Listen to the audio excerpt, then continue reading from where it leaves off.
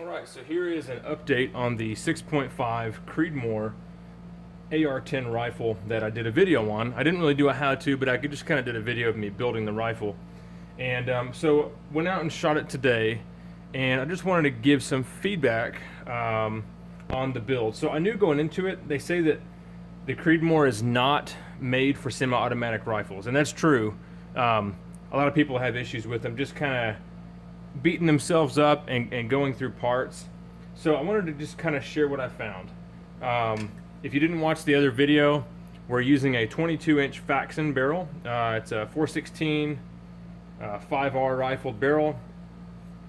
Very, very nice barrel. And then we have Aero Precision for the receivers. Matched upper and lower set. The buffer system is the standard 308 AR10 style buffer system with the shorter spring and the shorter little buffer. The buffer is what is it, 3.5 ounces, something like that, so a little bit heavier than a carbine buffer in an AR-15. I used the luth-ar stock here. I think it was the MBA3, and then we had a Faxon carrier group that was matched to the barrel. So the bolt carrier group and the barrel share the same laser etched serial number. The bolt, the carrier, and the barrel. And that was an extra process that I paid for, and it took a few extra days for them to do this for me. So I was hoping that would eliminate any kind of issues we might have with head spacing, things like that. Yesterday, after the rifle was put together, my friend had some spare time and I did not, so I had him go out and shoot the rifle for me. And this is the ammunition that he brought. So he had Federal, 140 grain, soft point. Let's see if it has the specs on it. Muzzle velocity, 2750. All right, so he could not get the rifle to work. The rifle would not run at all. It would either not extract the case from the chamber, or not fully cycle and lock the bolt back on a magazine loaded with 1 round.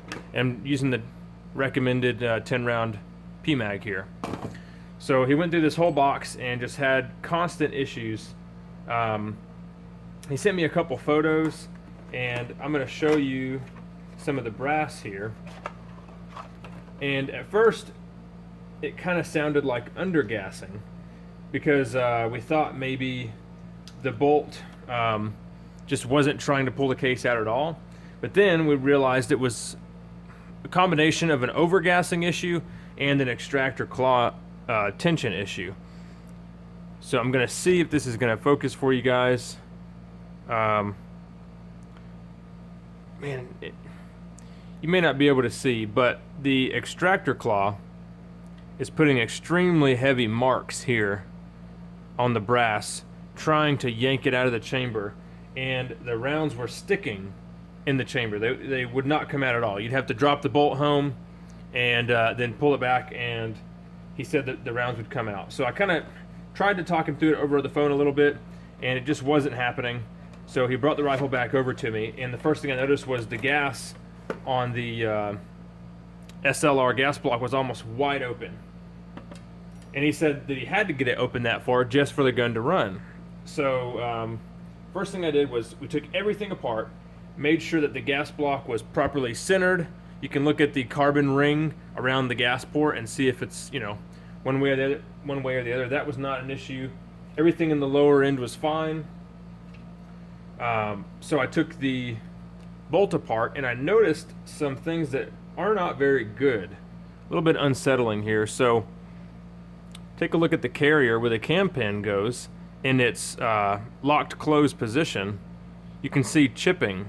There are actually 2 chips here and here where metal is missing, and it's a little bit sharp to the touch.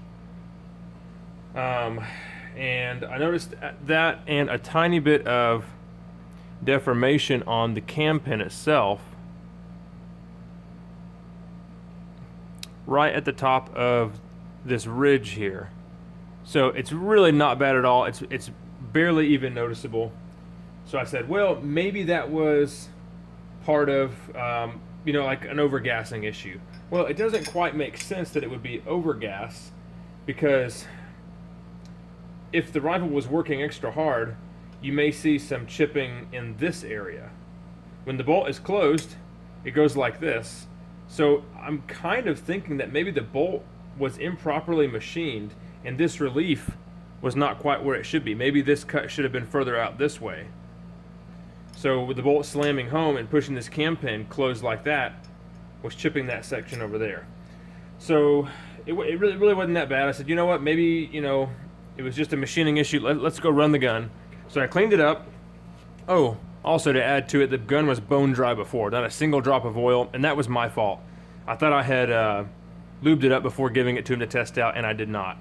So greased the bolt, oiled everything that should be oiled, went out today, and the gun ran flawless. I ran quite a few rounds through it and didn't have a single issue once I got the gas dialed in. It only took me 3 rounds to get the gas figured out. And once that was done, it ran perfect. So I get back today, and I'm just checking the bolt. These two, the chips over here didn't really seem to get any worse, but I did notice on the carrier here, we have on the bolt here, we have a tiny little chip right there, and another one right there. The one on the left, I almost can't even say it's a chip, but I can feel it. It's sharp there. This one is definitely chipped, and there's a piece of it missing. On the other side, I didn't see an issue. So this is the bottom, right? The bolt rides like this, and it is chipping side to side. So that's also interesting. I don't really know what's going on with it. I took some pictures and I emailed Faxon, so hopefully they're going to follow up, and we're going to keep an eye on this and just kind of see what happens. The one thing that I think made the biggest difference, besides proper lubrication, was adding an extra O-ring on the extractor here. So let me open this thing up and show you what it looks like inside. So on AR-15s, you normally have a single spring, and then you'll have a rubber insert inside the spring, and then you'll have an O-ring. On AR-10s, you'll actually see doubling up of O-rings here. So this one has 2 O-rings, an inner spring, and an outer spring. Well, when we first got the carrier, it only had 1 O-ring and everything else was there. So with a bolt for an AR-10 or an AR-15, you should not be able to push the extractor claw out. It should be extremely tight. And this one I could move by hand. So I opened it up, and sure enough, it only had 1 O-ring. In my opinion, almost every AR-10 setup should have 2 O-rings. So I think our main issues with the cycling were a weak extractor claw and the gun being bone dry. This is the other ammo that we ran through it today. Hornady Black, 140 grain, worked perfect. Winchester, 125 grain, XP. These sometimes would not lock the bolt back, but properly cycled every single time and picked up a new round. So it wasn't worth resetting the gas just for these.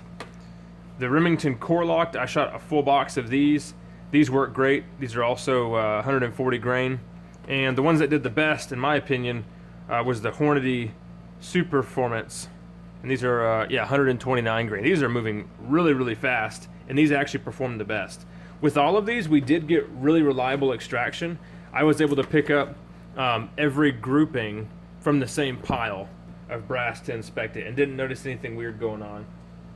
The only other thing that I would like to note is with the luth-ar stock here, I had to remove this cheek weld because there was no way to use it with the charging handle. The charging handle would hit this cheek weld every single time, no matter where I had the stock. So that was kind of a pain. Not going to be able to use this at all. With an AR-15, you don't have quite the long travel with a charging handle, so it won't be a problem. There's a set screw over here on the side that gets rid of the wobble, and I wanted to note that it is going to scratch up your buffer tube just a little bit. So make sure before you move the stock each time, that set screw is taken completely out. Anyway, there you go. There are some thoughts, just some things to think about. And I'm going to keep an eye on all this stuff and hopefully get a reply back from Faxon with our bolt carrier wear. Anyway, thanks for watching. See you next time.